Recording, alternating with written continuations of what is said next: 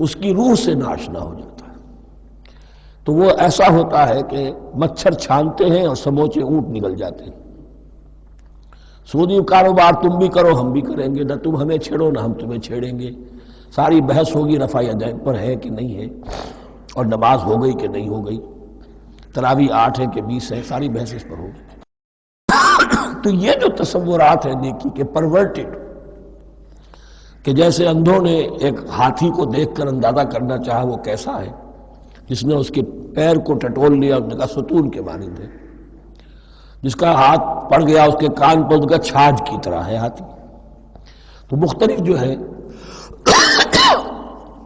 اڑائے کچھ ورق لالے نے، کچھ نرگس نے، کچھ گل نے، چمن میں ہر طرف بکھری ہوئی ہے داستاں میری۔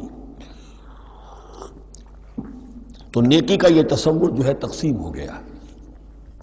یہ آیت قرآن مجید کی اس اعتبار سے عظیم ترین آیت ہے۔ نیکی کی حقیقت کیا ہے، اس کی جڑ کیا ہے، بنیاد کیا ہے، اس کی روح کیا ہے، اس کے مظاہر کیا ہے، مظاہر میں اولین شے کون سی ہے، ثانین کون سی ہے، ثالثاً کون سی ہے، اور اس پر ایک پورا علم الاخلاق جو قرآن کا ایک مکمل کتاب تصنیف کی جا سکتی ہے۔ ایتھکس، قرآنک ایتھکس کے لیے یہ آیت ایک یوں سمجھیے کہ جڑ اور بنیاد ہے۔ لیکن یہ سمجھ لیں کہ یہ آیت یہاں آئی کیوں ہے۔ پس منظر میں وہی تحویل قبلہ ابھی ہے۔ تحویل قبلہ کے 4 رکوع 15، 16، 17، 18 یہ تو سالڈ ہے۔ اس سے پہلے 14ویں رکوع میں آیت تھی للہ المشرق والمغرب فأینما تولوا فثم وجہ اللہ۔ ادھر بھی پھر اتنی آیتیں چھوڑ کر، اتنا چھوڑ کر پھر گئی لیس البر ان تولوا وجوہکم قبل المشرق والمغرب۔ نیکی یہی نہیں ہے کہ تم اپنے چہرے مشرق اور مغرب کی طرف پھیر دو۔ یہ نہیں کہا یہ نیکی نہیں ہے، نیکی یہی نہیں ہے، یہ بھی نیکی ہے۔ جو ظاہر ہوگا نیکی کا وہ بھی نیکی ہے، لیکن اصل سے اس کا باطن ہے۔ باطن صحیح ہے، نیک ہے، تو حقیقت میں نیکی نیک ہے، ورنہ نہیں۔ ولیکن البر، بلکہ نیکی تو اس کی ہے۔ اب یہاں سے شروع ہوا جو نیکی کی جڑ ہے، بنیاد ہے۔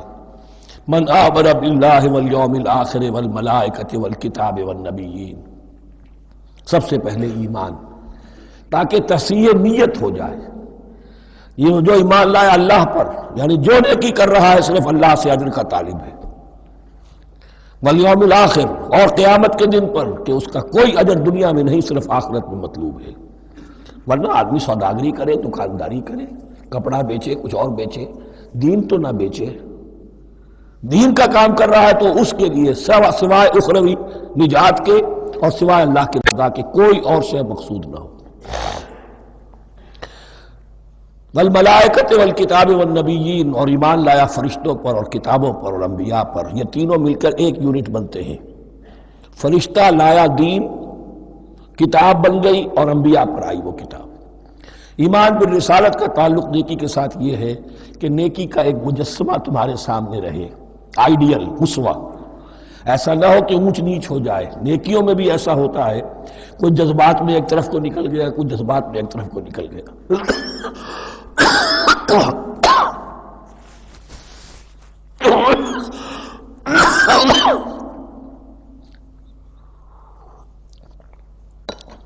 اس گمراہی سے بچنے کی ایک ہی شکل ہے کہ ایک مجسمہ مکمل، ایک اسوہ کاملہ سامنے ہو جس میں معتدل ہو تمام چیزیں، اور وہ ہمارے لیے اسوہ کاملہ محمد رسول اللہ کی شخصیت ہے۔ نیکی کے ظاہر کے لیے ہم انہیں معیار سمجھیں گے، جو شے جتنی ان کی سیرت میں ہے اس سے زیادہ نہ ہو، اس سے کم نہ ہو۔ کوشش یہ ہو، آئیڈیل یہ ہو کہ بالکل انسان حضور صلی اللہ علیہ وسلم کے اسوہ کاملہ کی پیروی کرے۔ ولیکن البر من آمن باللہ والیوم الآخر والملائکۃ والکتاب والنبیین وآتی المال علی حبہ ذوی القربى والیتامی والمساکین وابن السبیل، اور دیا اس نے مال، یا دے وہ مال اس کی محبت کے علی الرغم، علی حبہ اللہ کی طرف نہیں ہے، علی حب المال، علی الرغم مال محبوب ہے پھر بھی وہ خرچ کر رہا ہے، ذوی القربہ قرابت داروں پر، والیتامی یتیموں پر، والمساکین محتاجوں پر، وابن السبیل مسافر پر، والسائلین اور مانگنے والوں پر، وفی الرقاب اور لوگوں کی گردنیں چھڑانے میں۔ گویا کہ نیکی کے مظہر میں اولین مظہر یہ ہے انسانی ہمدردی. اگر یہ نہیں ہے تو نیکی نہیں ہے. عبادات کے انبار لگے ہوں اور دل میں شقاوت ہو، انسان کو حاجت میں دیکھ کر دل نہ پسیجے، کسی کو تکلیف میں دیکھ کر تجوری کی طرف ہاتھ نہ بڑھے حالانکہ تجوری میں مال موجود ہو، تو وہ دین کی روح سے بالکل خالی ہے. یا آپ سورہ آل عمران میں پڑھیں گے لن تنالوا البر حتى تنفقوا مما تحبون، تم نیکی کے مقام کو پہنچ ہی نہیں سکتے جب تک کہ خرچ نہ کرو اس میں سے جو تمہیں پسند ہے. جس سے طبیعت گھبرا گئی، اکتا گئی، کپڑے میں جو بوسیدہ ہو گئے وہ دے دیے، حاتم طائی کی قبر کو لات مار دی، وہ نہیں. جو شے پسند ہے اگر اس میں سے نہیں دیتے تو نیکی کو پہنچ بھی نہیں سکتے، تمہیں ہوا بھی نہیں لگے گی. وَأَقَامَ الصَّلَاةَ وَآتَى الزَّكَاةَ، دیکھیے نماز اور زکوٰۃ اب آ رہے ہیں. یہ ہے حکمت دین کہ ایک ہے روح دین، وہ ہے ایمان، اور جو اس کے مظاہر ہے مظہر اول انسانی ہمدردی.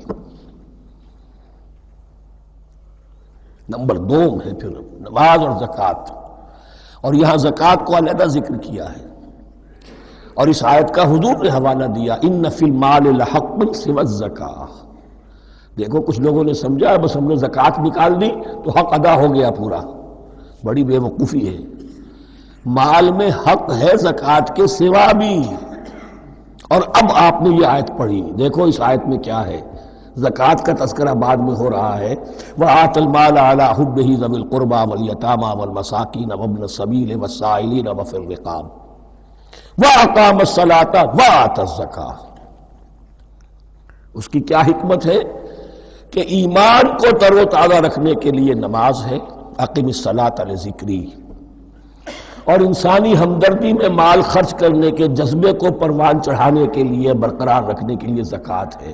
اتنا تو دو نا کم سے کم. بوتل کا منہ تو کھلے، کارک تو نکلے اس کا.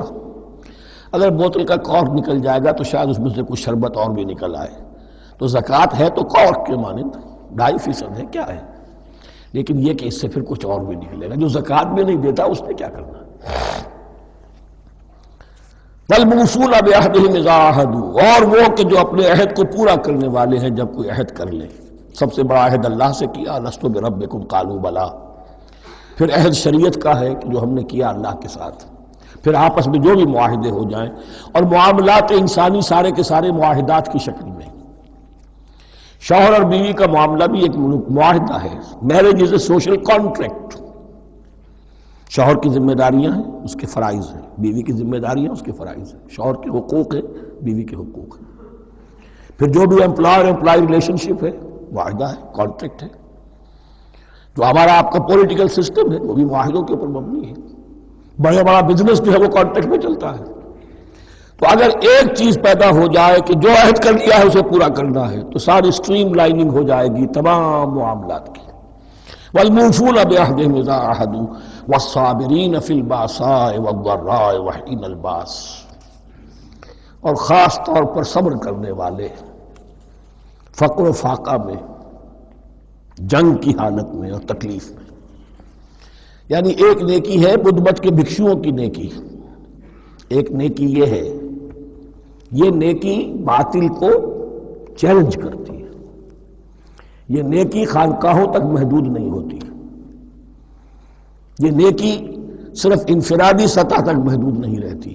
جو نیکی اللہ چاہتا ہے وہ یہ ہے کہ اب باطل کا سر کچلنے کے لیے میدان میں آؤ. اور جب باطل کا سر کچلنے کے لیے میدان میں آؤ گے تو خود بھی تکلیفیں اٹھانی پڑیں گی. صحابہ کرام کو بھی جانیں دینی پڑی ہیں. سینکڑوں صحابہ نے جام شہادت نوش کیا. تو آخری چوٹی کیا ہے؟ گویا کہ سمم بونم جس کو کہتے ہیں ایتھکس کے اندر، کہ اس نظریہ اخلاق میں سب سے اونچی منزل کون سی ہے؟ وہ سمم بونم جو ہے اسلام کا، وَالصَّابِرِينَ فِي الْبَأْسَاءِ وَالضَّرَّاءِ وَحِينَ الْبَأْسِ وَلَا تَقُولُوا لِمَنْ يُقْتَلُ فِي سَبِيلِ اللَّهِ أَمْوَاتٌ بَلْ أَحْيَاءٌ وَلَكِنْ لَا تَشْعُرُونَ. وہ آیت یاد کر لیجیے. اولئک الذین صدقوا، یہ ہے لوگ جو سچے ہیں.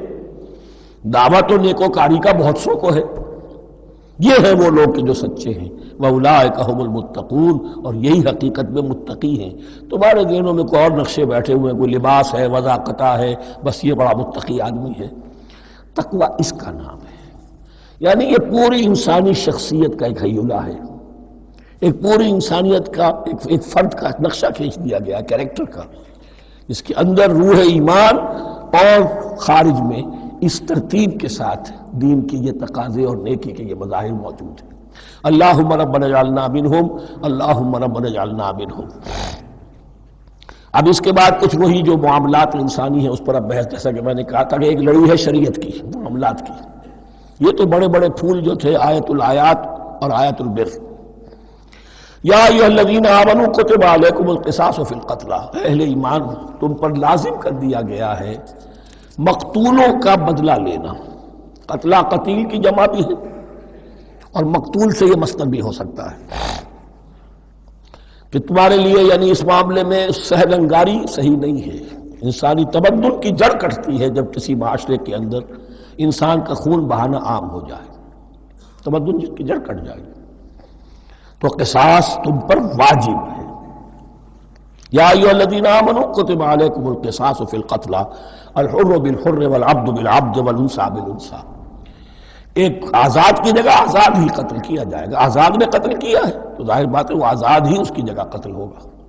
یہ نہیں وہ کہے میرا غلام لے جاؤ، میرے 2 غلام لے لو، نہیں، والعبد بالعبد، اور عبد کی جگہ عبد ہی ہوگا، جس نے قتل کیا وہی قتل کیا جائے گا، والانثى بالانثى، اور اگر قتل کرنے والی عورت ہے تو وہ عورت ہی قتل ہوگی۔ اس میں چونکہ وہاں بہت سے رواج مختلف تھے، بہت سے معیار بھی مختلف تھے۔ اگر اوسی خزرجی کو قتل کر دے تو 1/3 خون بہا، 3 گنا خون بہا، اور خزرجی اوسی کو قتل کرے تو 1/3 خون بہا، یہ ان کا قانون تھا۔ اسی طرح یہ کہ آزاد میں اور غلام میں فرق تھا، لیکن ہماری شریعت میں اگرچہ یہ طویل بڑا مضمون ہے اور اس میں کافی فقہا کے اقوال ہیں مختلف، لیکن امام ابو حنیفہ رحمۃ اللہ علیہ کا قول یہی ہے کہ تمام مسلمان آپس میں کفو ہیں، برابر ہیں، لہذا یہاں کوئی فرق نہیں کیا جائے گا قتل کے مقدمات میں۔ فمن عفی لہ من اخیہ شیء فاتباع بالمعروف واداء الیہ باحسان، پھر جس کو معاف کر دیا جائے کوئی شے اس کے بھائی کی جانب سے، یعنی جو مقتول ہے اس کے ورثاء اگر کہتے صاحب ہم اس کی جان بخشنے کو تیار ہیں، چاہے وہ خون بہا لے لیں یا ویسے ہی معاف کر دیں، تو جو بھی کچھ خون بہا طے ہوا ہو اداء الیہ باحسان فاتباع بالمعروف، تو اس کی پیروی کی جائے معروف طریقے پر اور ادائی کی جائے خوبصورتی کے ساتھ۔ ذالک تخفیف من ربکم ورحمہ، یہ تمہارے رب کی طرف سے تخفیف ہے، آسانی کی ہے اور رحمت ہے، اور اس کی رحمت ہونا بہت واضح ہے۔ اگر یہ شکل نہ ہو تو پھر قتل در قتل کا سلسلہ جو ہے وہ جاری رہتا ہے، لیکن اگر یہ ہو گیا کہ قاتل کو لا کے سامنے کھڑا کر دیا، لو بھائی اب تمہارے ہاتھ میں اس کی جان ہے، چاہو تو یہ قتل کر دیا جائے گا، چاہو احسان کرنا چاہو بخشنا چاہو ویسے ہی بخش دو، چاہو تو خون بہا لے لو۔ اس سے کیا ہوگا کہ وہ دشمنیوں کا جو دائرہ ہے وہ پھر سمٹ جاتا ہے، بڑھتا نہیں۔ اس میں بڑی رحمت ہے اللہ کی طرف سے۔ قانون جو ہے اسلام میں قتل کا، اس میں مدعی ریاست نہیں ہوتی۔ آج کل ہمارے ہاں غلطی یہ ہے، مدعی ریاست بن جاتی ہے۔ یہ مدعی ہوتا ہے یہاں پر جو بھی مقتول کے ورثاء ہیں، اور کسی کو صدر کو کیا، صدر کے باپ کو بھی اختیار نہیں ہے کہ کسی قاتل کو معاف کر دے۔ قاتل کو معاف کرنے کا جو اختیار ہے وہ صرف مقتول کے ورثاء کو ہے، کوئی صدر نہیں کر سکتا۔ ہمارے دستور میں ہے، پوری شرع پوری شک موجود ہے۔ فمن اعتدی بعد ذلک فلہ عذاب علیم، جو اس کے بعد بھی حد سے تجاوز کرے گا تو اس کے لیے دردناک اور بہت بڑا عذاب ہوگا۔ وَلَكُمْ فِي الْقِصَاصِ حَيَاةٌ يَا أُولِي الْأَلْبَابِ لَعَلَّكُمْ تَتَّقُونَ، اور اے ہوش مندو قصاص میں زندگی ہے تمہارے لیے۔ ایک روحانی تصور ہے معاف کر دینا اچھا ہے، اسلام بھی کہتا ہے ان تعفوا وتصفحوا وتغفروا فإن اللہ غفور رحیم، لیکن قتل کے مقدمات میں سہل انگاری جو ہے وہ اچھی نہیں ہے، پیروی شدت کے ساتھ ہونی چاہیے تاکہ اس سے آگے قتل کا سلسلہ بند ہو۔ وَلَكُمْ فِي الْقِصَاصِ حَيَاةٌ يَا أُولِي الْأَلْبَابِ لَعَلَّكُمْ تَتَّقُونَ، تاکہ تم بچ سکیں۔ اب کوتبہ علیکم دوبارہ آ گیا۔ یہ کوتبہ کے لفظ کو سمجھ لیجئے، جہاں بھی کوئی شے فرض کی جائے گی، لازم کی جائے گی، وہ کوتبہ ہے۔ اسی لیے شریعت کے لیے قرآن مجید میں جو لفظ ہے الکتاب، الکتاب اس معنی میں کہ اس میں شریعت خداوندی پوری کی پوری موجود ہے۔ کتب علیکم، کتب علیکم اذا حضر احدکم الموت ان ترک خیرا الوصیۃ للوالدین والاقربین بالمعروف، تم پر واجب کر دیا گیا، فرض کر دیا گیا، جب تم میں سے کسی کی موت کا وقت آ جائے، اگر وہ کوئی خیر مال چھوڑ رہا ہو، دولت چھوڑ رہا ہو، تو اس کے لیے فرض کر دیا گیا وصیت کرنا اپنے والدین کے حق میں اور رشتہ داروں کے حق میں انصاف کے ساتھ۔ ابھی چونکہ قانون وراثت نازل نہیں ہوا تھا، یہ ابتدائی قدم اٹھایا گیا۔ وہاں ہوتا یہ تھا جو آج بھی ہندوؤں میں ہوتا ہے، جو مر گیا اس کی ساری جائیداد کا مالک جو ہے بڑا بیٹا، چھوٹے بیٹے بھی نہیں، نہ بیٹیاں نہ بیوی، کچھ نہیں، تو سارا کا سارا مال جو ہڑپ کر جاتے تھے، کسی کو کچھ نہیں۔ یہاں یہ کہ اب پہلا ابتدائی حکم دیا گیا، لیکن یہ آیت منسوخ ہو جائے گی سورہ نساء میں جب پورا قانون وراثت آ گیا، تو اب یہ آیت منسوخ شمار ہوتی ہے۔ ناسخ وہ قانون وراثت ہے جو سورہ نساء کے دوسرے رکوع میں آئے گا۔ البتہ اس کے ایک حصے کو حضور نے باقی رکھا ہے، وہ گویا کہ سنت نے اس کے ایک جز کو برقرار رکھا ہے، اور وہ جز یہ ہے کہ مرنے والا 1/3 اپنے مال کے لیے وصیت کر سکتا ہے کسی کے لیے، 1/3 سے زیادہ نہیں، اور وارث کے لیے وصیت نہیں ہوگی، جس کی وراثت میں حق مقرر ہو چکا ہے اس کے لیے وصیت نہیں ہوگی، وہ غیر وارث کے لیے وصیت ہوگی، کسی دینی ادارے کو دینا چاہے، کسی اور کو دینا چاہے، یتیم کو، بیوہ کو، یتیم خانے کو، ٹھیک ہے، 1/3، 2/3 میں قانون وراثت کی تنفیذ ہوگی لازماً۔ تو اس آیت کا صرف اتنا حصہ باقی رکھا ہے حضور نے صلی اللہ علیہ وسلم۔ حقاً علی المتقین، یہ اللہ کا تقوی رکھنے والوں پر حق ہے، واجب ہے کہ وہ وصیت کریں کہ ہمارے والدین کو یہ مل جائے، فلاں رشتہ دار کو یہ مل جائے، باقی جو ہے جو بھی ورثاء ہیں لے جائیں۔ فمن بدلہ بعد ما سمعہ، تو جس نے بدل دیا اس وصیت کو اس کے بعد کہ اسے سنا تھا، فإنما اسمہ علی الذین یبدلونہ، تو اس کا بوجھ، اس کا گناہ انہی پر آئے گا جو تبدیل کرتے ہیں۔ جو وصیت کرنے والا تھا وہ بری ہے، اس نے صحیح وصیت کی تھی، جس نے بعد میں اس وصیت میں تحریف کی، تبدیلی کی، اس کا وبال، اس کا بوجھ انہی پر آئے گا۔ ان اللہ سمیع علیم، یقینا اللہ سب کچھ سننے والا اور جاننے والا ہے۔ فمن خاف من موص جنفا، اب اگر کسی کو اندیشہ ہوا کہ وصیت کرنے والے نے جانبداری برتی ہے، ٹھیک وصیت نہیں کی ہے، دیانتداری کے ساتھ اس کی رائے یہ ہوئی، او اسمن، یا گناہ اس نے کمایا ہے، فاصلح بینہم، اور اب ان کے مابین صلح کرا دی، ورثاء کو جمع کیا کہ بھائی وراثت تو یہ تھی، ان کی وصیت تھی، لیکن دیکھو اس میں یہ زیادتی والی بات ہے، اگر تم مطمئن ہو جاؤ، متفق ہو جاؤ، تو اس میں اتنی تبدیلی کر دی جائے ان کے اتفاق سے، فلا اسم علیہ، تو اس میں کوئی گناہ نہیں ہے، یعنی ایسی نہیں ہے یہ بات کہ اس کو وہ سینکشن اور سینکٹیٹی حاصل ہو گئی ہے، تقدس، کہ اب اس میں کوئی تبدیلی نہیں ہو سکتی، باہمی مشورے سے اور اچھے جذبے سے، اصلاح کے جذبے سے وصیت میں تغیر ہو سکتا ہے۔ ان اللہ غفور الرحیم، یقیناً اللہ تعالی بخشنے والا ہے، رحم فرمانے والا۔ اب لڑی آ گئی دوسری عبادت والی، عبادت میں صوم۔ جہاں تک نماز کا ذکر ہے تو وہ تو مکی صورتوں میں اس کا بے تحاشا مرتبہ ذکر موجود ہے، لیکن یہاں جو ہے معاملہ صوم، اس سے پہلے مکی دور میں صوم کا کہیں کوئی تذکرہ ہی نہیں، نہ عربوں میں اس کا رواج تھا۔ یہ لفظ بھی عربی زبان میں تھا گھوڑوں کے لیے، گھوڑے روزہ رکھتے تھے، رکھتے کیا تھے بیچارے، انہیں رکھوایا جاتا تھا، کیونکہ عربوں کا جو معاملہ تھا وہ لوٹ مار، غارت گری، اور اس کے لیے انہیں چاہیے تیز رفتار سواری، جاؤ حملہ کرو، لوٹو مارو اور بھاگو۔ اونٹ جو ان کی فضا اور ان کے ماحول کے لیے مناسب تھا، وہ زیادہ تیز دوڑ نہیں سکتا، اپنی اس ضرورت کے لیے گھوڑا چاہیے تھا۔ گھوڑے میں عرب کا سخت موسم برداشت کرنے کی عادت نہیں، نازک جانور ہے، وہ پیاسا تو نہیں رہ سکتا 7 دن تک جیسے کہ اونٹ رہ سکتا ہے، بھوکا نہیں رہ سکتا، وہ لو کے تھپیڑے نہیں برداشت کر سکتا، لہذا عرب اس کو رکھواتے تھے روزہ، کھانا پینا بند کیا اور اس کے جو ہے منہ کر کے کھڑے ہو گئے جب گرم تیز ہوا چل رہی ہے، خود تو اپنے آپ کو لپیٹ لیا اپنے گھٹنے میں، غترہ کہلاتا ہے وہ جو بھی کپڑا اوپر ہوتا ہے، اور وہ اس گھوڑے کو جو ہے وہ ساری آگ اس پر برس رہی ہے تاکہ اس میں عادت پیدا ہو جائے جھیلنے کی، برداشت کرنے کی، تو جنگ کے موقع پر کہیں یہ دغا نہ دے جائے، اگر یہ ہمت ہار گیا تو اس کا تو کیا کیا جائے گا، تو اصل میں سوار ہے جو مارا گیا۔ یہ روزہ ان کے ہاتھ تھا، لیکن جب حضور آئے مدینے میں تو یہاں یہود میں روزے کا رواج تھا۔ وہ ایک تو عاشورہ کا روزہ رکھتے تھے، اس لیے کہ وہ تاریخ تھی جس میں کہ نجات ملی تھی بنی اسرائیل کو فرعونیوں سے۔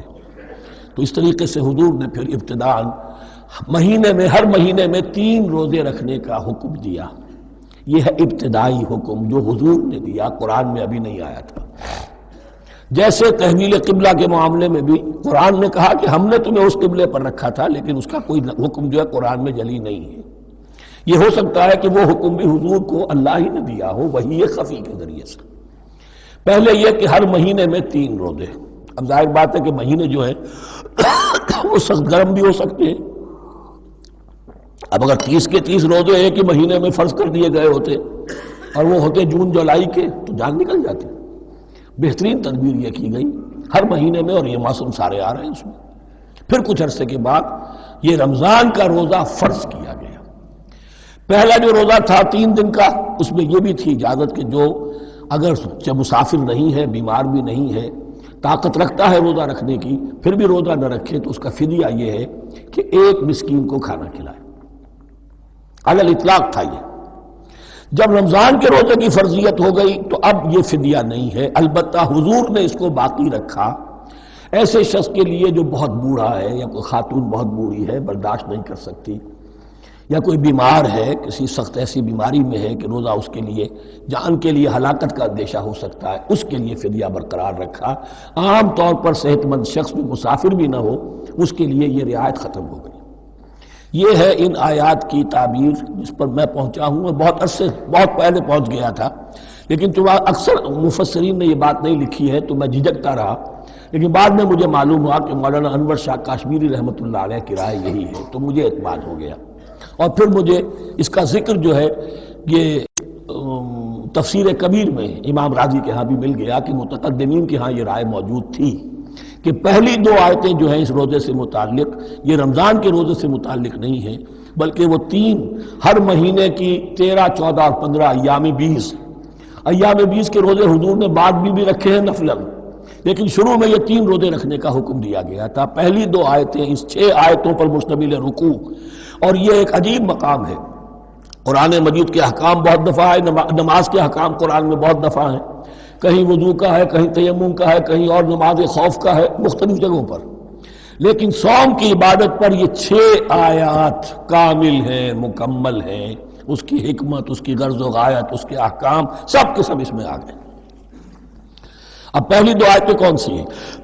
یا ایھا الذین آمنوا کتب علیکم الصیام کما کتب علی الذین من قبلکم لعلکم تتقون۔ اے ایمان والو، تم پر بھی فرض کیا گیا روزہ رکھنا، جیسے کہ فرض کیا گیا تھا تم سے پہلوں پر، تاکہ تمہارے اندر تقویٰ پیدا ہو جائے۔ وہ جنگ کے لیے کرواتے تھے گھوڑوں کو تیار، تمہیں تقویٰ کے لیے اپنے آپ کو تیار کرنا ہے، بھوک کو قابو میں رکھ سکو، شہوت کو قابو میں رکھ سکو، پیاس کو برداشت کر سکو۔ اللہ کی راہ میں جنگ کے لیے تمہیں نکلنا ہوگا، اس میں بھوک بھی آئے گی، پیاس بھی آئے گی، اپنے آپ کو تیار کرو جہاد کے لیے۔ اور یہ بات واضح ہو جائے گی، اگلے رکوع سے قتال کی بحث شروع ہو جائے گی۔ روزے کی یہ گفتگو ہو رہی ہے تمہیداً قتال کے لیے، جیسے گھوڑوں کو تیار کیا جاتا تھا، صوم رکھوایا جاتا تھا قتال کے لیے۔ ایام معدودات، گنتی کے چند دن ہیں، یہ گویا کہ ثبوت ہے اس کا کہ یہ 2-3 دن سے زیادہ، معدود جو ہے وہ عربی زبان میں 9 سے زیادہ نہیں ہو سکتا۔ معدودہ جب آئے گا، ایام معدودات، یہ جمع جو ہے جمع قلت کہلاتی ہے۔ معدودات، معدودہ بڑی سے بڑی رقم ہو سکتی ہے، لیکن معدودات جمع قلت ہے۔ گنتی کے چند روز ہیں۔ فمن کان منکم مریضا، ان میں بھی یہ رعایت ہے کہ جو تم میں سے بیمار ہو، او علی سفر، یا سفر پر ہو، فعدۃ من ایام اخر، تو وہ تعداد پوری کر لے دوسرے دنوں میں۔ وعلی الذین یطیقونہ، اور جو اس کی طاقت رکھتے ہوں، فدیۃ طعام مسکین، وہ فدیہ دے 1 مسکین کا کھانا کھلانا۔ ان آیات کی تفسیر میں جیسا کہ میں نے عرض کیا مفسرین کے بہت سے اقوال ہیں، اب میں اس کی بحث بھی نہیں جا سکتا، جو میں نے اپنے مطالعے کے بعد رائے قائم کی ہے میں صرف وہی بیان کر رہا ہوں کہ اس وقت، اور یہ امام راضی کے الفاظ ہیں کہ یہ فرضیت علی التعیین نہیں تھی بلکہ علی التخییر تھی۔ فرض تو ہے روزہ، لیکن اس کا بدل بھی دیا جا رہا ہے، اگر تم نہیں رکھنا چاہتے تو تم ایک مسکین کو کھانا کھلا دو۔ تو گویا کہ تدریجاً انہیں لانا تھا، کیونکہ اس بات کے وہ پہلے سے عادی نہیں تھے۔ فمن تطوع خیرا فهو خیر اللہ، اور جو اپنی جی سے اپنی مرضی سے خیر کرنا چاہے تو اس کے لیے خیر ہے، روزہ بھی رکھے اور مسکین کو کھانا بھی کھلائے، دونوں کام کرے، تو اس میں کوئی رکاوٹ تو نہیں، اس کے لیے بہتر ہوگا۔ وَأَن تَصُومُوا، اور دیکھو اگر روزہ رکھو، خیر لکم ان کنتم تعلمون، یہ تمہارے لیے بہتر ہے اگر تم جانو۔ اب یہاں بھی ایک طرح کی رعایت کا انداز ہے۔ یہ دو آیتیں ہیں میرے نزدیک وہ پہلا حکم جو دیا گیا اور جو تھا اصل میں جس کے تحت کہ حضور صلی اللہ علیہ وسلم نے، میں شاید مغالطے میں یہ کہہ بیٹھا ہوں کہ قرآن مجید میں نہیں آیا، حضور نے خود کیا ہے، ان آیات سے در حقیقت حضور نے ہر مہینے میں 3 دن کے روزے، جو یا تو یہ کہ ان آیتوں کے بعد اور یا یہ کہ حضور نے اپنے طور پر کر دیے تھے، ان آیات نے اس کی توثیق کر دی۔ اب آ رہی ہیں 2 آیتیں جو خاص رمضان کے روزے سے متعلق ہیں، حکمت اور غرض و غایت۔ پھر ایک آیت طویل آئے گی احکام، اور پھر ایک آیت آئے گی لٹمس ٹیسٹ۔ یہ 6 آیتیں۔ شہر رمضان الذی انزل فیہ القرآن، رمضان کا مہینہ وہ ہے جس میں قرآن نازل کیا گیا۔ ھدی للناس وبینات من الھدی والفرقان، لوگوں کے لیے ہدایت اور ہدایت کی بھی روشن بینات باتیں، والفرقان اور حق و باطل میں فرق کر دینے والی چیز۔ فمن شہد منکم الشہر، تو جو کوئی بھی پائے اس مہینے کو، یا جو شخص بھی مقیم ہو اس مہینے میں، مسافر نہ ہو، فلیصم، اس پر لازم ہے کہ روزہ رکھے۔ اب وہ وجوب علی التخییر ختم ہو گیا، اب وجوب علی التعیین، اب یہ لازم ہے، یہ رکھنا ہے۔ ایک رعایت باقی رکھی، ومن کان مریضا او علی سفر فعدۃ من ایام اخر، جو بیمار ہے یا یہ کہ سفر پر ہے وہ تعداد پوری کر لے دوسرے دنوں میں۔ یرید اللہ بکم الیسر ولا یرید بکم العسر، اللہ تمہارے ساتھ آسانی چاہتا ہے، سختی نہیں چاہتا۔ یہ لوگ اپنے اوپر سختیاں جھیلتے ہیں، شدید جو ہے سفر کے اندر بھی روزہ رکھے ہوئے، حالانکہ یہاں اجازت دی ہوئی ہے۔ یہ بلکہ حضور نے ایک مرتبہ ایک سفر میں کافی سرزنش کی، کچھ ایک جہاد اور قتال پہ نکلے تھے، کہ کچھ لوگوں نے اس سفر میں بھی روزہ رکھ لیا۔ نتیجہ یہ ہوا کہ سفر کے بعد جہاں منزل میں اب جا کر خیمے لگانے تھے وہ نڈھال ہو کر گر گئے، جن لوگوں کا روزہ نہیں تھا انہوں نے پھر وہ خیمے لگائے، منزل کا کام کیا۔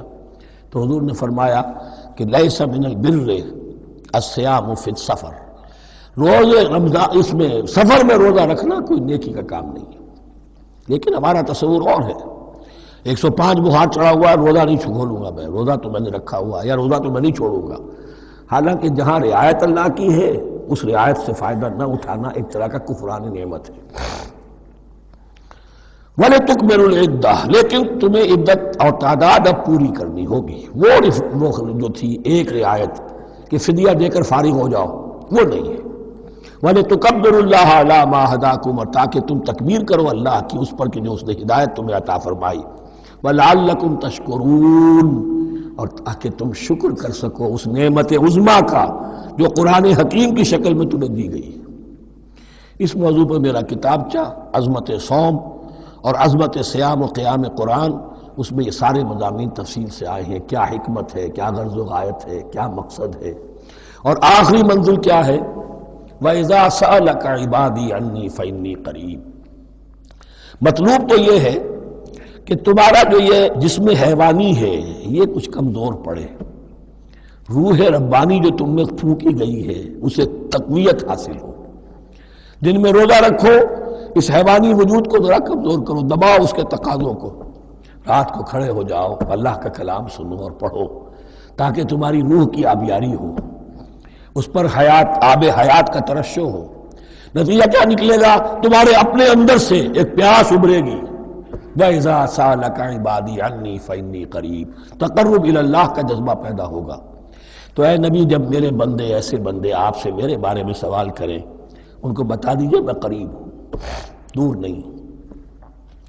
یہ حقوق انسانی کا میرے نزدیک دنیا میں سب سے بڑا میگنا کارٹا ہے۔ اللہ اور بندے کے درمیان کوئی فصل نہیں ہے، فصل اگر ہے تو تمہاری اپنی خباثت ہے۔ اگر تمہاری نیت میں فساد ہے، حرام خوری تو کرنی ہی کرنی ہے، تو اب کس منہ سے اللہ سے دعا کرو گے؟ پھر جاؤ گے کسی پیر کے پاس، آپ دعا کر دیجئے۔ یہ نذرانہ حاضر ہے، یہ طریقہ کیا ہے؟ انسان کا نفس حائل ہے اور کوئی نہیں، ورنہ ہم تو مائل بے کرم ہیں، کوئی سائل ہی نہیں، راہ دکھنا ہے کسی رہنمی منزل ہی نہیں، کوئی پوپ نہیں، کوئی پنڈت نہیں، کوئی پادری نہیں، کوئی پیر نہیں، کوئی نہیں، جب چاہو اللہ سے ہم کلام ہو جاؤ۔ اس سے بڑا حق کیوں خالق و مخلوق میں حائل رہے پردے؟ پیران کلیسا کو کلیسا سے اٹھا دو، میرا ہر بندہ جب چاہے جہاں چاہے مجھ سے ہم کلام ہو جائے۔ ہاں شرط ہے اس کی، وہ شرط آگے آ رہی ہے۔ اجیب و دعوت الداعی اذا دعان، میں تو ہر پکارنے والے کی پکار سنتا ہوں، اور سنتا نہیں جواب دیتا ہوں، اور صرف جواب نہیں دیتا قبول کرتا ہوں۔ اجابت میں یہ تینوں چیزیں موجود ہیں۔ اور اذا دعان، جہاں مجھے پکارے جب پکارے، دیر اینڈ دین میں موجود ہوں۔ لیکن شرط کیا ہے؟ فَلْيَسْتَجِيبُوا لِي، انہیں بھی تو میرا کہنا ماننا چاہیے، یہ یک طرفہ بات نہیں ہوگی۔ فَاذْكُرُونِي أَذْكُرْكُمْ، تم مجھے یاد رکھو گے تو میں تمہیں یاد رکھوں گا، یہ دو طرفہ معاملہ ہے۔ تم شکر کرو گے میں تمہاری قدردانی کروں گا، تم میری طرف چل کر آؤ گے میں بھاگ کر آؤں گا، تم بارش برآؤ گے میں ہاتھ بڑھاؤں گا، لیکن تم رخ موڑ لو گے ہم بھی رخ موڑ لیں گے۔ ہماری تو غرض نہیں ہے، غرض ہے تو تمہاری، تم رجوع کرو گے ہم بھی رجوع کر لیں گے، تم توبہ کرو گے ہم اپنی نظر کرم پھر تمہاری طرف متوجہ کر دیں گے۔ لیکن ہر چیز ان تنصروا اللہ ینصرکم، اللہ کی مدد کرو گے تو اللہ تمہاری مدد کرے گا۔ تمہاری دوستیاں ہو، پینگے بڑھا رہے ہو اللہ کے دشمنوں کے ساتھ، ساز باز ہو اللہ کے دشمنوں کے ساتھ، اور کھڑے ہو جاؤ قنوت نازلہ میں اللہ سے مدد مانگنے کے لیے، تم سے بڑا بے وقوف کون ہوگا؟ پہلے اللہ کی طرف رخ تو کرو، اللہ سے اپنا معاملہ درست کرو۔ ہاں اس میں کوئی یہ شرط نہیں ہے کہ پہلے ولی کامل اس وقت توبہ کرو خلوص نیت سے تو سارے پردے ہٹ جائیں گے، لیکن خلوص نیت کے ساتھ توبہ۔ وَإِذَا سَأَلَكَ عِبَادِي عَنِّي فَإِنِّي قَرِيبٌ أُجِيبُ دَعْوَةَ الدَّاعِ إِذَا دَعَانِ فَلْيَسْتَجِيبُوا لِي وَلْيُؤْمِنُوا بِي لَعَلَّهُمْ يَرْشُدُونَ أُحِلَّ لَكُمْ لَيْلَةَ الصِّيَامِ إِذْ تَفَضُّلُوا إِلَىٰ نِسَائِكُمْ۔ اب یہ ہے احکام کی آیت، بڑی طویل ہے، کیونکہ یہود کے ہاں شریعت میں روزہ جو ہے شروع ہو جاتا تھا شام کو ہی، اور رات بھی روزے میں شامل تھی، تو تعلق زن و شو بھی نہیں ہو سکتا، اور کوئی سحری وحری کا تصور نہیں تھا، جیسے ہی سوئے رات شروع روزہ شروع، اب اگلے دن تک غروب آفتاب تک روزہ رہے گا۔ ہمارے ہاں روزے میں نرمی کی گئی ہے، ایک تو یہ کہ رات کو اس سے خارج کر دیا، روزہ دن کا ہے، اور رات کے وقت تعلق زن و شو بھی ہے، کھانا پینا بھی ہے، جو پابندیاں روزے کی ہیں وہ سب اٹھ گئی۔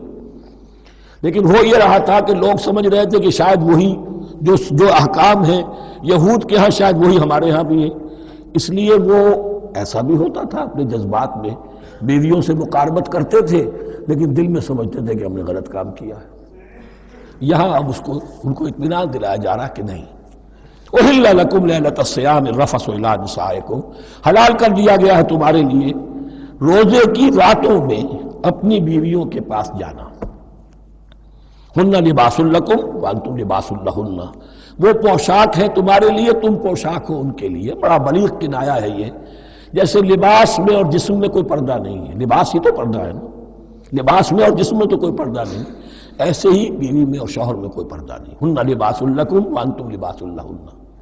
ویسے بھی انسان کے اخلاق کی حفاظت کرنے والی، مرد کے اخلاق کی حفاظت کرنے والی بیوی ہے، بیوی کے اخلاق کی حفاظت کرنے والا مرد ہے۔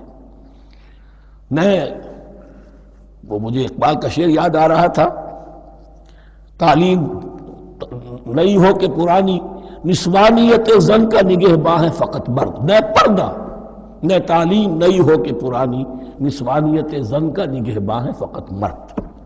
بہرحال ایک دونوں کے لیے وہ ایک ضرورت بھی ہے، ان کی پردہ پوشی بھی کرتے ہیں ایک دوسرے کی، اور اس طریقے سے لباس کی جو ہے اس میں کنایا کیا گیا۔ علم اللہ انکم کنتم تختانون انفسکم، اللہ کے علم میں ہے کہ تم اپنے آپ کے ساتھ خیانت کر رہے تھے۔ ایک کام کر رہے تھے جو گناہ نہیں ہے لیکن تم سمجھتے تھے گناہ ہے، تو اپنے آپ سے خیانت ہو گئی کہ نہیں؟ اصلاً وہ گناہ نہیں تھا لیکن تمہارے علم میں نہیں تھا، لیکن تم یہ سمجھتے ہوئے بھی کہ یہ ممنوع ہے اس کا ارتکاب کر رہے تھے۔ علم اللہ انکم کنتم تختارون انفسکم فتاب علیکم، تو اللہ نے تم پر نظر رحمت فرمائی، وعفا عنکم، اور بخش دیا، معاف کر دیا، جو بھی خطائیں ہو گئی ہیں وہ سب کی سب معاف سمجھو۔ فالآن باشروہن، اب ان کے ساتھ جو بھی تعلق ضرور شے ہے وہ قائم کرو، وابتغوا ما کتب اللہ لکم، اور تلاش کرو، حاصل کرو جو کچھ اللہ نے تمہارے لیے لکھ دیا ہے۔ کیا لکھ دیا؟ ایک تو اولاد، تعلق ضرور شو میں، اور ایک سکون ہے کہ جو اللہ تعالیٰ نے اس میں رکھا ہے، لِتَسْكُنُوا إِلَيْهَا، قرآن مجید میں یہ الفاظ آئے، ایک تسکین ہے، سکون ہے، اعصاب کا تناؤ جو ہے وہ اس کے بعد جو ہے اس کے اندر ایک سکون کی کیفیت پیدا ہو جاتی ہے۔ اور یہی اس میں حکمت ہے کہ حضور اپنے ہر سفر میں ہم ایک زوجہ محترمہ کو ضرور ساتھ رکھتے تھے، اس لیے کہ قائد کو، سپہ سالار کو کسی وقت بڑی ایسی یعنی پریشان کو صورتحال میں فیصلے کرنے پڑتے ہیں، جذبات پر دباؤ ہوتا ہے اور اعصاب پر دباؤ ہوتا ہے، تو ساتھ اگر کوئی اہلیہ بھی موجود ہو تو اس میں، اور اس کے بہترین مواقع سیرت میں آئے ہیں، وہ پھر کسی وقت میں بیان کروں گا۔ وَابْتَغُوا مَا كَتَبَ اللَّهُ لَكُمْ وَكُلُوا وَاشْرَبُوا حَتَّى يَتَبَيَّنَ لَكُمُ الْخَيْطُ الْأَبْيَضُ مِنَ الْخَيْطِ الْأَسْوَدِ مِنَ الْفَجْرِ، اور کھاؤ اور پیو یہاں تک کہ واضح ہو جائے تمہارے لیے سفید دھاری فجر کی سیاہ دھاری سے، یعنی یہ پاؤں پھٹنے کے لیے استعارہ ہے کہ جب سفیدہ نمایاں ہوتا ہے ایک لکیر کی طرح، پاؤں پھٹ گئی، اس وقت تک کھانے پینے کی چھوٹ ہے، سحری جو ہے آپ کر سکتے ہیں، بلکہ کلو واشربو، کھاؤ اور پیو، اور اس کی حدیث میں تاکید آئی ہے، اور یہ بھی فرمایا ہمارے اور یہود کے روزے کے مابین سحری جو ہے وہ فرق ہے، تسحروا فإن فی السحور برکہ، سحری ضرور کیا کرو اس لیے کہ سحری میں برکت ہے۔ ثم اتموا الصیام الی اللیل، پھر رات تک روزے کو پورا کرو۔ اب رات تک میں اکثر فقہا کے نزدیک غروب آفتاب مراد ہے، اہل تشیع اس سے ذرا آگے جاتے ہیں کہ رات کا لفظ آیا ہے تو ذرا اور غروب آفتاب پر چند منٹ گزر جائے، لیکن ہمارے اہل سنت کے ہاں غروب آفتاب جو ہے وہی گویا کہ یہ اس کی غایت ہے۔ وَلَا تُبَاشِرُوهُنَّ وَأَنْتُمْ عَاكِفُونَ فِي الْمَسَاجِدِ، لیکن یہ رعایت جو تمہیں دی جا رہی ہے اس میں ایک استثناء ہے، جب تم معتکف ہو مسجدوں میں تو پھر اپنی بیویوں سے کوئی تعلق قائم نہ کرو۔ وَلَا تُبَاشِرُوهُنَّ، مت ان سے مباشرت کرو، وَأَنْتُمْ عَاكِفُونَ فِي الْمَسَاجِدِ، جبکہ تم مسجدوں میں اعتکاف میں ہو، آخری عشرے میں جو اعتکاف ہوتا ہے۔ تِلْكَ حُدُودُ اللَّهِ فَلَا تَقْرَبُوهَا، یہ اللہ کی حدود ہے، ان کے قریب مت جاؤ۔ بعض جگہ پر آتا ہے فلا تعتدوها، ان حدود کو عبور نہ کرو، ان سے تجاوز نہ کرو، تو حرام تو یہی شے ہوگی کہ حدود سے تجاوز کیا جائے، لیکن احتیاط اس میں ہے to keep at a safe distance, ذرا دور رہو، آخری حد تک چلے جاؤ گے تو اندیشہ ہے کہ کہیں اس حد کو کراس نہ کر جاؤ۔ فلا تقربوها، اللہ کے حدود سے ذرا ایک سیف ڈسٹینس کے اوپر رہنا ضروری ہے۔ کذالک یبین اللہ آیاتہ للناس، اسی طرح اللہ تعالیٰ واضح کرتا ہے اپنی نشانیاں لوگوں کے لیے، لعلہم یتقون، تاکہ وہ تقوی کی روش اختیار کر سکیں، بچ سکیں۔ اب وہ لٹمس ٹیسٹ والی آیت آ گئی، تقوی کا ٹیسٹ کیا ہے؟ روزہ اس لیے فرض کیا کہ تقوی پیدا ہو جائے، یہ سارے احکام تمہیں دیے جا رہے ہیں تاکہ تمہیں تقوی پیدا ہو جائے، ٹیسٹ کیا ہے؟ تقوی کا لٹمس ٹیسٹ عقل حلال، یہ نہیں ہے کوئی نیکی نہیں۔ وَلَا تَأْكُلُوا أَمْوَالَكُمْ بَيْنَكُمْ بِالْبَاطِلِ، اپنے مال آپس میں باطل طریقوں سے ہڑپ نہ کرو۔ وَتُدْلُوا بِهَا إِلَى الْحُكَّامِ، اور اپنے مال کو ذریعہ نہ بناؤ حکام تک پہنچنے کا، لِتَأْكُلُوا فَرِيقًا مِنْ أَمْوَالِ النَّاسِ بِالْإِثْمِ، تاکہ تم لوگوں کے مال کو ہڑپ کر سکو گناہ کے ساتھ، وَأَنْتُمْ تَعْلَمُونَ، اور تم اس کو جانتے بوجھتے کر رہے ہو۔ جو شخص اس معیار سے تو اس سے بعض آ گیا وہ ہے متقی، یہ لسٹمس ٹیسٹ ہے، ورنہ نمازوں کی تعداد، روزوں کی تعداد اور حرام کھانا تو تقوی نہیں۔ یہ میں حیران ہوتا ہوں کہ اب اس پر کبھی غور نہیں کیا ہے لوگوں نے کہ یہ آیت کہاں سے آ گئی درمیان میں؟ روزے کے احکام اور اس کے بعد قتال کے احکام بھی شروع ہوں گے، حج کے احکام شروع ہوں گے، یہ بیچ میں آیت۔ واقعہ یہ ہے کہ جیسے روزے کی حکمت کا نقطہ عروج کیا ہے، وَإِذَا سَأَلَكَ عِبَادِي عَنِّي فَإِنِّي قَرِيبٌ، روح انسانی میں ایک طلب پیدا ہو جائے تقرب اللہ کی۔ اسی طرح احکام صوم میں جو کلائمیکس ہے وہ یہ ہے، وَلَا تَأْكُلُوا أَمْوَالَكُمْ بَيْنَكُمْ بِالْبَاطِلِ وَتُدْلُوا بِهَا إِلَى الْحُكَّامِ لِتَأْكُلُوا فَرِيقًا مِّنْ أَمْوَالِ النَّاسِ بِالْإِثْمِ وَأَنْتُمْ تَعْلَمُونَ يَسْأَلُونَكَ عَنِ الْأَهِلَّةِ، اے نبی آپ سے پوچھ رہے ہیں چاند کی گھٹتی بڑھتی صورتوں کے بارے میں۔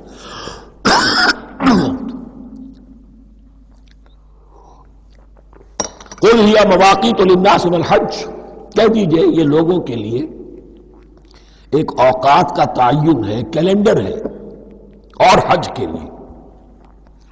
اب دیکھو آپ کو معلوم ہے کہ یہ اللہ تعالیٰ نے ایک کیلنڈر لٹکا دیا ہے، معلوم ہو گیا یہ چاند پہلی تاریخ ہو گئی، کچھ دنوں کے بعد آپ نے دیکھا معلوم ہوتا ہے کہ اب ایک ہفتہ گزر گیا ہے، آدھا چاند ہو گیا ہے، 2 ہفتے ہو گئے، پورا چاند ہو گیا ہے، ہم نے گھٹنا شروع کیا۔ تو یہ گویا کہ لوگوں کے لیے اوقات کار کی تعین کے لیے، اور خاص طور پر سب سے اہم شے حج۔ اور یہ نوٹ کیجئے صوم کے بعد حج، اور حج کے ساتھ قتال۔ حج وہ عبادت ہے جو ایک خاص جگہ پر ہو سکتی ہے، نماز ہر جگہ ہو سکتی ہے، روزہ ہر جگہ ہو سکتا ہے، عبادت اور ہر جگہ ہو سکتی ہے، اور زکوٰۃ ہر جگہ دی جا سکتی، حج تو وہی ہوگا۔ اور وہ تھا اس وقت زیر تسلط مشرکین کے، اور مشرکین کے تسلط سے نکالنے کے لیے قتال لازم تھا۔ اس قتال کے لیے صبر پہلے پیدا ہونا ضروری ہے، جو گھوڑوں کو روزہ رکھواتے تھے پہلے خود روزہ رکھو۔ یہ ترتیب ہے، ربط ہے، صوم کے احکام فوراً حج اور قتال کے احکام۔ یسألونک عن الأہلة قل هی مواقیت للناس والحج وليس البر بأن تأتوا البیوت من ظہورها ولكن البر من اتقى، اور یہ کوئی نیکی نہیں ہے کہ تم گھروں میں ان کی پشت پر سے داخل ہو، بلکہ نیکی تو اس کی ہے جس میں تقویٰ ہے۔ یہ اصل میں ان کے ہاں ایک رواج تھا، کیونکہ حج تو ہو رہا تھا ایام جاہلیت میں بھی، اس کے مناسک کی بگڑی ہوئی شکلیں بھی موجود تھیں، کچھ ترمیمیں انہوں نے کر دی تھی، یہ حج تو تھا ان کا۔ وہ یہ کرتے تھے جب گھر سے مکے سے نکل گئے احرام باندھ کر، اب اگر کسی ضرورت سے گھر واپس جانا پڑ گیا تو سمجھتے تھے کہ احرام باندھ کر نکل آئے ہیں، اب دروازے سے تو نہیں جا سکتے، گھسیں گے کہیں پیچھے سے کہیں اوپر سے پھاند کر دیوار آئیں گے، اور اسے سمجھتے تھے بڑا تقویٰ ہے یہ۔ فرمایا یہ کوئی نیکی کی بات نہیں، یہ سرے سے نیکی نہیں۔ وَلَيْسَ الْبِرُّ، یہ ہرگز نیکی نہیں ہے، أَن تَأْتُوا الْبُيُوتَ مِن ظُهُورِهَا، کہ تم ان کے تم گھروں میں داخل ہو ان کے پچھواڑے سے، وَلَكِنَّ الْبِرَّ مَنِ اتَّقَىٰ۔ اب یہاں اس پوری آیت کو ذہن میں رکھ لیجئے، آیت البر کے آخر میں لفظ تھا وَأُولَٰئِكَ هُمُ الْمُتَّقُونَ وَلَكِنَّ الْبِرَّ مَنِ اتَّقَىٰ۔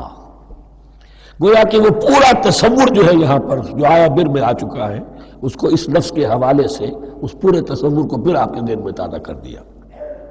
وَأْتُوا الْبُيُوتَ مِنْ أَبْوَابِهَا، گھروں میں داخل ہو ان کے دروازوں سے، وَاتَّقُوا اللَّهَ لَعَلَّكُمْ تُفْلِحُونَ، اور اللہ کا تقوی اختیار کرو تاکہ تم فلاح پاؤ۔ وَقَاتِلُوا فِي سَبِيلِ اللَّهِ الَّذِينَ يُقَاتِلُونَكُمْ، لیجئے قتال آ گیا۔ اب یہ تیسری کڑی آ گئی نا، ایک لڑی عبادات کی، ایک لڑی معاملات کی، ایک لڑی انفاق کی، ایک لڑی قتال کی، یہ چوتھی کڑی ہے۔ وَقَاتِلُوا فِي سَبِيلِ اللَّهِ الَّذِينَ يُقَاتِلُونَ، اللہ قتال کرو اللہ کی راہ میں ان سے جو تم سے قتال کر رہے ہیں۔ وَلَا تَعْتَدُوا، لیکن حد سے تجاوز نہ کرو۔ إِنَّ اللَّهَ لَا يُحِبُّ الْمُعْتَدِينَ، اللہ تعالی حد سے تجاوز کرنے والوں کو پسند نہیں کرتا۔ وَاقْتُلُوهُمْ حَيْثُ ثَقِفْتُمُوهُمْ، انہیں قتل کرو جہاں بھی پاؤ۔ وَأَخْرِجُوهُمْ مِنْ حَيْثُ أَخْرَجُوكُمْ، اور نکالو انہیں وہاں سے جہاں سے انہوں نے تمہیں نکالا ہے۔ مہاجرین کہاں سے نکالے گئے تھے؟ مکے سے۔ محمد الرسول اللہ پر وہاں پر حیات تنگ کر دی گئی تھی، قافیہ تنگ کر دیا گیا تھا، تبھی تو آپ نے ہجرت کی۔ نکالو انہیں وہاں سے جہاں سے انہوں نے تمہیں نکالا ہے۔ وَالْفِتْنَةُ أَشَدُّ مِنَ الْقَتْلِ، اور یہ خیال نہ رہے کہ قتل اور خون ریزی جو ہے تو بری بات ہے، فتنہ اس سے بھی زیادہ بری بات ہے۔ فتنہ کیا ہے؟ ایسے حالات جن میں کہ انسان اللہ خدائے واحد کی بندگی نہ کر سکے، اسے غلط کاموں پر مجبور کیا جائے، حرام خوری پر مجبور ہو گیا ہو، یہ سارے حالات فتنہ ہیں۔ تو قتل اور خونریزی اتنی بری شے نہیں ہے جتنی فتنہ، والفتنة اشد من القتل۔ ولا تقاتلوهم عند المسجد الحرام حتى يقاتلوكم فيه، ہاں مسجد حرام وہ چونکہ اسے تو امن کی جگہ بنا دیا گیا ہے، ان سے جنگ مت کرو مسجد حرام کے پاس جو بھی حرم کا علاقہ ہے، حتیٰ یقاتلوکم، یہاں تک کہ وہ خود تم سے قتال کریں اس میں، فَإِن قَاتَلُوكُمْ، پھر اگر وہ تم سے قتال کرتے جنگ کرتے ہیں فَاقْتُلُوهُمْ، تو قتل کرو انہیں، كَذَلِكَ جَزَاءُ الْكَافِرِينَ، یہی بدلہ ہے کافروں کا۔ فَإِنِ انْتَهَوْا، پھر اگر وہ باز آ جائیں، فَلَا عُدْوَانَ إِلَّا عَلَى الظَّالِمِينَ، تو کوئی زیادتی جائز نہیں ہے مگر ظالموں پر۔ الشہر الحرام بالشہر الحرام، شہر حرام کا بدلہ ہے شہر حرام، یعنی اگر انہوں نے اشہر حرم کی بے حرمتی کی ہے تو اس کے بدلے میں یہ نہیں ہوگا کہ ہم تو ہاتھ باندھ کے کھڑے رہیں کیونکہ تو اشہر حرم ہے۔ ایک ہے حرم زمین، ایک ہے اشہر حرم، 4 مہینے، 3 حج کے لیے ان کے ہاں تھے اور 1 عمرے کے لیے، یہ 4 مہینے تھے کہ ان کے دوران ان کے ہاں یہ طے تھا کوئی خونریزی کوئی جنگ نہیں ہوگی، اپنے باپ کے قاتل کو بھی پالیں گے تو اس میں قتل نہیں کریں گے۔ تو ایک مقام ہے حرم، اس میں جنگ حرام، اور ایک وہ مہینے ہیں ان میں جنگ حرام۔ لیکن اگر کفر اقدام کرے تو اب یہ نہیں کہ ہاتھ پاؤں باندھ کے اپنے آپ کو پیش کر دیا جائے، نہیں، پھر جوابی کارروائی میں اگر تمہیں بھی اس کی بے حرمتی کرنی پڑے تو اس کا وبال بھی ان پر ہوگا۔ جی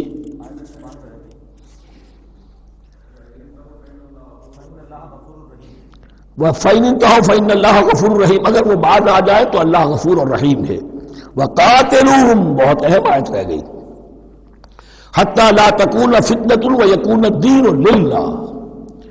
اب جب یہ جنگ کا مرحلہ شروع ہو گیا ہے دعوت محمدی کے سلسلے میں صلی اللہ علیہ وسلم، تو مسلمانوں جان لو، ایک دور تھا 12-13 برس تک تمہیں حکم تھا کفو ایدیکم، مارے کھاؤ ہاتھ نہ اٹھاؤ۔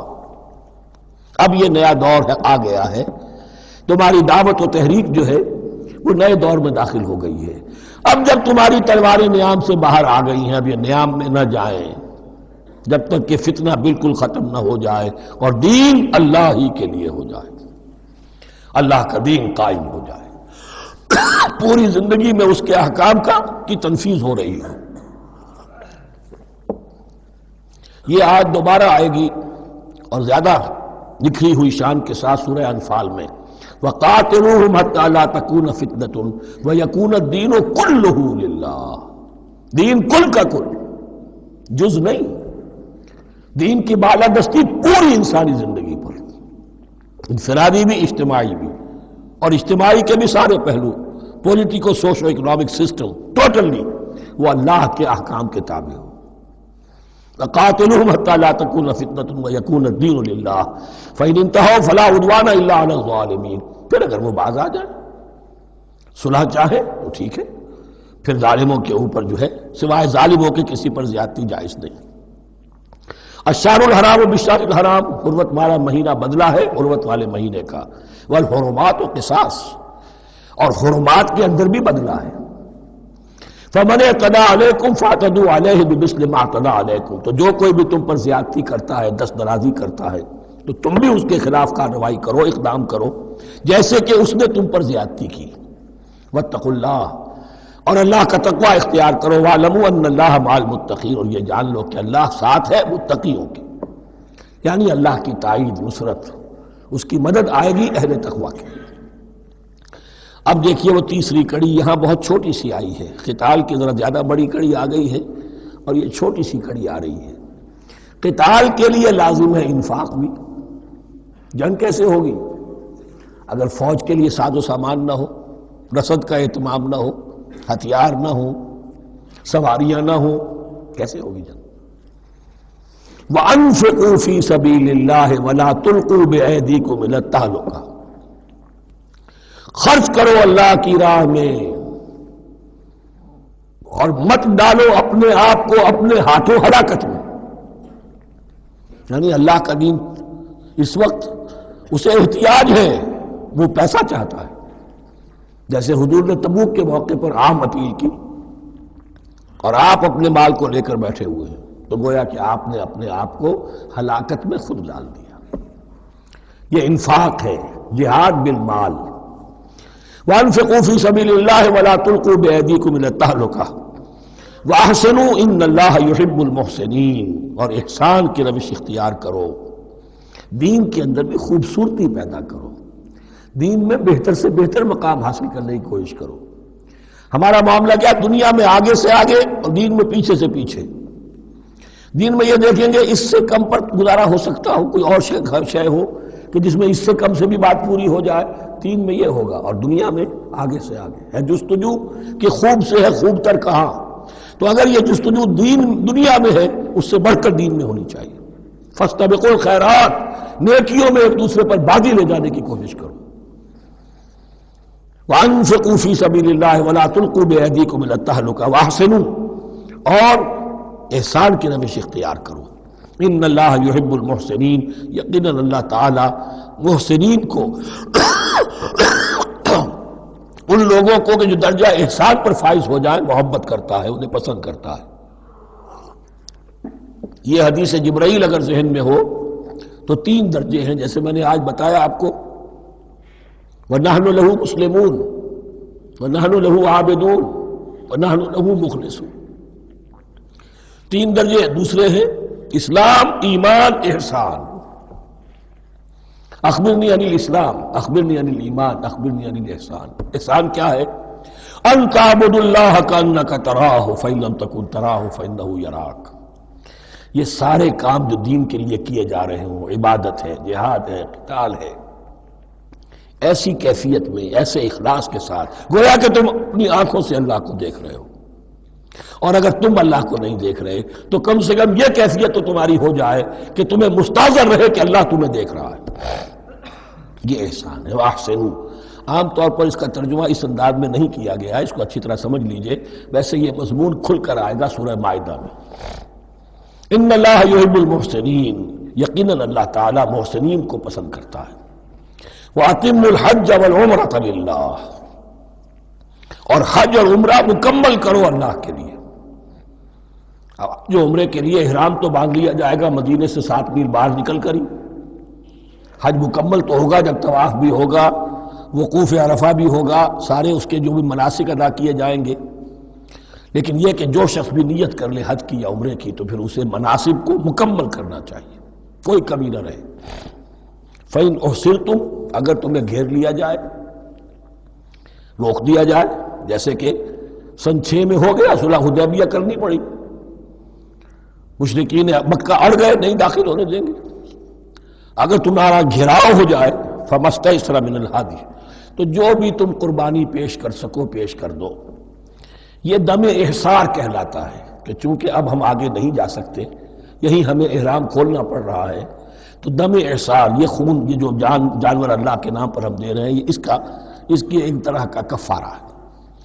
وَلَا تَحْلِقُوا رُؤُوسَكُمْ حَتَّى يَبْلُغَ الْحَدْيُ مَحِلَّهُ، اور اپنے سر اس وقت تک نہ مونڈو جب تک کہ وہ ہدی کا جانور جو ہے وہ محل تک، یعنی جو بیت الماء جہاں پر جا کر ذبح ہونا ہے وہاں پہنچ نہ جائے. جانور تو آپ نے بھیج دیے اور وہ رکاوٹ نہیں ڈالیں گے، اس لیے کہ ان کا گوشت تو ان کو کھانے کو ملے گا.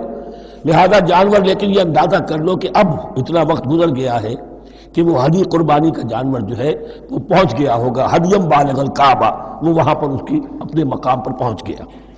فمن کان منکم مریضا او بہ اذى من راسہ، تو جو کوئی بھی تم میں سے ہو بیمار یا اس کے سر میں کوئی تکلیف ہو، کوئی زخم ہو، اور اس کی وجہ سے یہ ہے کہ وہ حجامت کرانی ضروری ہو جائے، بال کاٹنے ضروری ہو جائے، ففدیۃ من صیام او صدقۃ او نسک، تو پھر فدیہ دینا پڑے گا. اگر اس ہدی کے جانور کے کعبے تک پہنچنے سے پہلے تمہیں اپنے بال کاٹنے پڑے، حجامت کرانی پڑی، تو فدیہ ہوگا. یہ جو ہے دم جنایت کہلاتا ہے، یعنی ایک جو کمی رہ گئی ہے اس کی تلافی کے لیے. وہ سیام بھی ہے، روزے 3 دن کے، اور صدقۃ او نسک، یا پھر یہ ہے کہ کوئی قربانی ہے، ایک جانور قربان کیا جائے، دم جنایت اس کو کہتے ہیں، یا صدقہ کیا جائے، 6 افراد کو کھانا کھلایا جائے.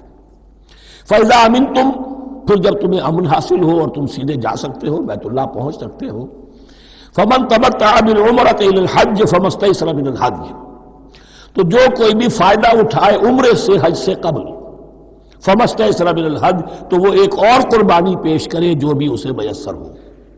اب یہ سمجھ لیجئے کہ حضور کی بعثت سے پہلے عرب میں رواج یہ تھا کہ ایک سفر میں حج بھی کرنا عمرہ بھی کرنا ان کے نزدیک حرام تھا، یہ توہین تھی کعبے کی۔ حج کے لیے 3 مہینے، شوال، ذوالقعدہ، ذوالحج، اور رجب کا مہینہ ان کے ہاں طے تھا عمرے کے لیے۔ عمرے کے لیے علیحدہ سفر کرو، اس کے لیے علیحدہ سفر کرو۔ لیکن شریعت محمدی میں جو آسانیاں کی گئی ہیں وہ یہ ہیں کہ ایک شخص، چونکہ اس ملت کو پھیلنا تھا بہت طویل علاقے پر، لوگوں کے لیے سفر آسان تو نہیں تھا، تو آپ ایسا کر سکتے ہیں کہ آپ جائیں اور عمرہ بھی کر لیں، حج بھی کر لیں۔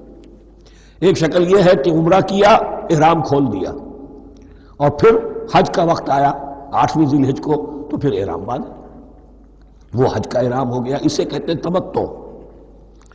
ایک یہ ہے کہ حج کے لیے احرام باندھا تھا، جاتے ہی عمرہ بھی کر لیا لیکن احرام کھولا نہیں، اسی احرام میں جاری رکھ کر اسے، اور اسی میں حج بھی کر لیا، یہ قران کہلاتا ہے، جمع کر دیا ایک ہی احرام میں عمرے کو بھی اور حج کو بھی۔ ایک افراد کہلاتا ہے، بس ایک کے لیے صرف حج کا معاملہ شروع سے۔ تو یہاں تمتع کی جو ہمیں اجازت دی گئی ہے اس کے لیے، جسے دم شکر کہتے ہیں حضرت امام ابو حنیفہ، یہ شکرانہ ہے کہ ہم ایک قربانی دیں۔ لیکن امام شافعی کے نزدیک یہ بھی دم جنایت ہے، یہ بھی جبر ہے۔ چنانچہ امام ابو حنیفہ کے نزدیک یہ قربانی جو دی جاتی ہے اس کا گوشت قربانی دینے والا بھی کھا سکتا ہے 1/3 کے درجے میں، لیکن امام شافعی کے نزدیک نہیں، یہ ایک صدقے کے اور اس کے دم جنایت کے قریب کی شے ہے، اس کا گوشت جو ہے قربانی دینے والا خود نہیں کھا سکتا۔ فمن لم یجد، اب اگر کسی کے پاس نہیں ہے یہ ہدیہ پیش کرنے کو، فصیام 3 ایام فی الحج، تو اب اس پر لازم ہے کہ حج میں 3 روزے رکھے، 7ویں، 8ویں اور 9ویں ذی الحج کو روزہ رکھے غیر ایام حج میں۔ 10ویں کا روزہ نہیں ہو سکتا، وہ عید کا دن ہے، یوم النحر ہے۔ وَسَبْعَةٍ إِذَا رَجَعْتُمْ، اور 7 روزے رکھو جبکہ تم واپس چلے جاؤ، اپنے گھروں میں جا کر 7 روزے رکھو۔ تِلْكَ عَشَرَةٌ كَامِلَةٌ، یہ 10 روزے ہوں گے مکمل۔ ذَلِكَ لِمَن لَّمْ يَكُنْ أَهْلُهُ حَاضِرِي الْمَسْجِدِ الْحَرَامِ، لیکن یہ رعایت کہ حج اور عمرہ ایک ہی سفر میں کر لیا جائے اور ایک ہی احرام میں کر لیا جائے یا 2 احراموں میں کیا جائے، یا یہ کہ ان دونوں کو جمع کرنے کی شکل جو ہے، یہ ایک رعایت ہے کن کے لیے؟ ذَلِكَ لِمَن لَّمْ يَكُنْ أَهْلُهُ حَاضِرِي الْمَسْجِدِ الْحَرَامِ، جس کے اہل و عیال مسجد حرام کے قریب نہیں رہتے، دور سے آ رہے ہیں، تو ظاہر بات ہے کہ ان کے لیے رعایت ہوگی۔ واتقوا اللہ، اللہ کا تقوی اختیار کرو، وَاعْلَمُوا، اور جان لو، ان اللہ شدید العقاب، یقیناً اللہ تعالی سزا دینے میں بھی بہت سخت ہے۔ بارک اللہ لی ولکم فی القرآن العظیم ونفعنی وإیاکم بالآیات والذکر الحکیم۔